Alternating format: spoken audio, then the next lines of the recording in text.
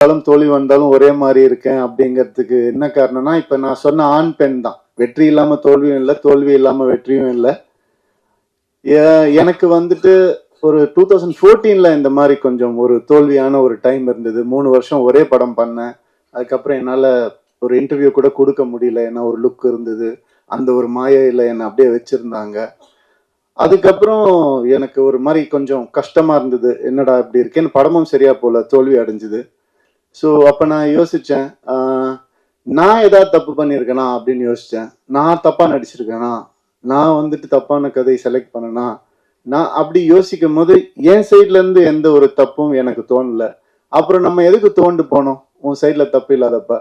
அடுத்த வருஷமே 3 ஹிட் ஒரே வருஷம். ரோமியோ ஜூலியட், பூலோகம், தனி ஒருவன், 3 ஹிட் கொடுத்தேன் நான்.